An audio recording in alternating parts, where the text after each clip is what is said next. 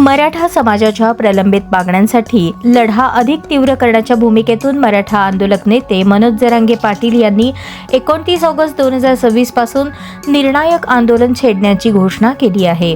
या आंदोलनात समाज बांधवांनी शांतता, शिस्त आणि एकजुटीने सहभागी व्हावे असे आवाहन त्यांनी केले। मराठा आरक्षणासह समाजाच्या विविध प्रलंबित मागण्यांवर सरकारने अद्याप ठोस निर्णय घेतलेला नसल्याचा आरोप करत आता आंदोलन निर्णायक टप्प्यात नेण्याचा निर्धार करण्यात आला।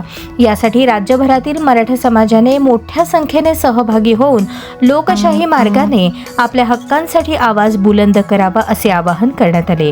या आंदोलनाची घोषणा होताच राज्यातील मराठा समाजात पुन्हा एकदा हालचालींना वेग आला असून विविध भागात बैठका, जनजागृती आणि नियोजन सुरू झाले आहे। आंदोलनाच्या पार्श्वभूमीवर पुढील रणनीती आणि कार्यक्रमाची माहिती लवकरच जाहीर केली जाण्याची शक्यता आहे। दरम्यान आंदोलनादरम्यान कायदा व सुव्यवस्था राखत शांततापूर्ण पद्धतीने सहभाग नोंदवावा असे आवाहन आयोजकांकडून करण्यात आले आहे।